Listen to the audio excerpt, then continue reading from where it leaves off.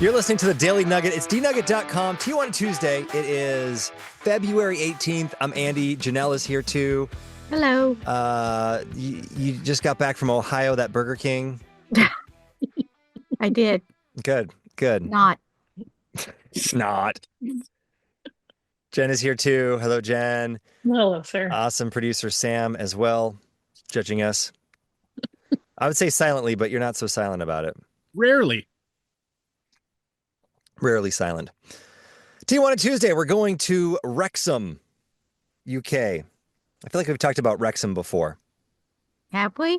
Well, I would have remembered that name. there's a soccer team in nah, Wrexham that Ryan Reynolds owns, and they that's did a right. series on it. That's where I remember it. Not that I watched that series, but that makes sense then. Okay. All right. So in Wrexham, they have a new attraction that, you may want to bring the kids to. How old is little buddy now, Jen? 19 months. All right. Well, I think he's of age to go to this. This is a good, you got to go you got to go two lanes. You're either a Disney family Oh, yeah. or you're a pothole land family. Oh my gosh. Is there a middle option? Well, once you choose the pothole road, you're stuck on it. Oh, boy. Or in it. Well, that's true too. Yeah. So according to this, Pothole Land, 2 kilometers of award-winning potholes with very little actual road to spoil your fun. Award winning. Yeah. Golly. Guaranteed to be the deepest, longest, widest potholes in Wales.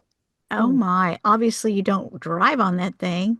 Well, now I got to actually see pictures of this No, thing. you Let's have to see. climb. So there you go. Yeah. There's a picture of Pothole Land. There's an old man.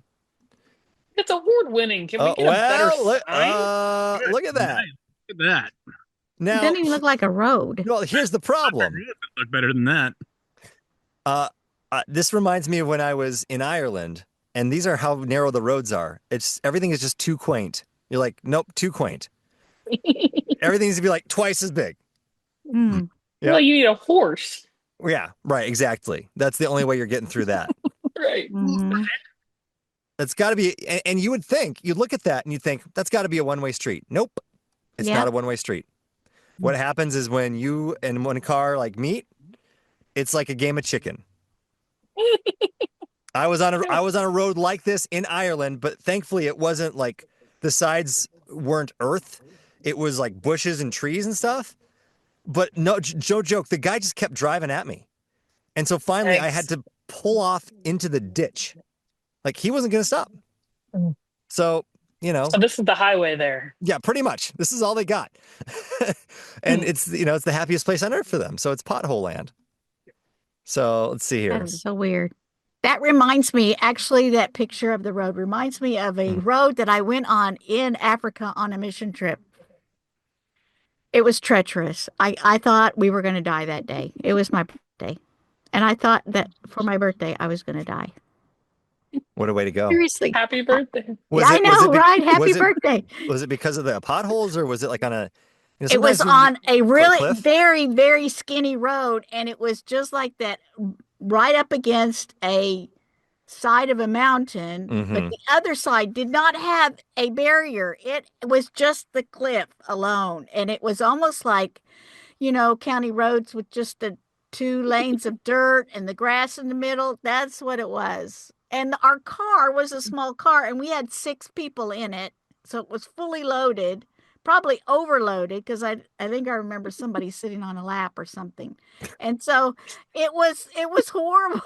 I thought we were going to die. This is weird because I have a similar story in Africa, and I was in the back of the bus. It was an old school party bus, had fringe on the inside, and in the very back they had really low windows to your hip, and we were going up a mountain, and one side was just cliff, and it was raining, and the road is like mud. Yeah, And we were like, we're dying here in Africa. we're dying. We're going to die. This is it. Yeah. We This is didn't. Praise the Lord. This is how I'm going to die, and then some random person's on my lap. Yep. But we tried to, make the best of the situation, and we were so afraid we were laughing. Well, and then our driver, who was also worked at the ministry, Mm. and he knew how to drive, and we were making him nervous because we were so nervous. Start It was leaning one just, way. and we were just like screaming and laughing, and and praying. We were praying also in the back. Good. Yeah. Needed I some didn't grape drive. juice. The Lord saw to it that I did not die that day. Grab some grape juice and just order it around the car. That's Mhm. right. Hedge of protection. You could do With what every bump, you just Andy's car on his wedding day and put it in his windshield wiper fluid. And there you go. I Now don't that's an remember that. idea. You don't remember us putting the grape Kool-Aid in your I remember you blood doing of a lot of Jesus. things. I don't remember the grape Kool-Aid in the windshield washer fluid, Wouldn't that unfortunately. clog up something though? I mean, I'm sure. seriously. I'm Yeah. sure. If you had seen Andy's car, it didn't do much more damage. I think the thing that was worse was the bird seed all over the place and the baby powder in the vents. The baby powder was my idea. Thank you, Sam. Because they said, what does Andy hate more than anything? It was like the smell of baby powder. Ugh, Mm. absolutely. Vents and cranked the air. Did you go to the car wash vacuum on your wedding night too? No, I did not. You too? I just assumed if it's that much of a mess in your car, you just go clean it. So two as in you did that on your wedding night? By myself, yeah. Because they trashed Yeah. your car? Yeah. Mhm. There. So we threw, instead of like birdseed or bubbles, we did like fake snow, Mm-hmm. which is kind of like just like glittery paper everywhere. So a lot of that got in our car. And then they put that inside of balloons in our car and like filled the Ah. car. So we didn't know that. And then we were just like popping balloons and it's just going everywhere. So Oh, dude. and we were going on a trip. So we were like, well, we don't want to drive a dirty car for a week. So I went and vacuumed it out. Andy, why don't you tell her what you did on your wedding day after we destroyed your car? Oh boy. I don't remember. Your wife tells the story that you guys went to the St. Paul. Oh yeah. No. Okay, no, that's what you're saying. So like one of the fanciest hotels in Minnesota. Mhm. The valet at the front door wears a top hat with Ooh. like Fancy. long, like the long trench coat or like the long dress The coat. tails. Yes, Mhm. the tails with tails.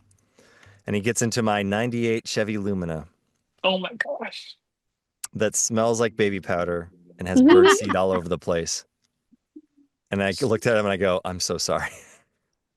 I'm so sorry. I'm so sorry. Wow. Yeah, great start to the Mm. marriage. And then my wife was sick anyway. My wife was sick on the wedding night. So, Lovely. yep. So, and then who knows? Maybe she had a reaction to the baby powder. True. So, thanks. Memories. When you start at that point, like the marriage can only go up. Right. And that's what Sam was trying to teach you. Oh, thank you. Yeah. Yeah. I was totally married and knew everything. That's the nugget. Nuggethatemail@gmail.com. Thank you for coming to my marriage therapy class here. Let us know the awful things your friends did at your wedding. Nuggethatemail@gmail.com. Awful things. Awful.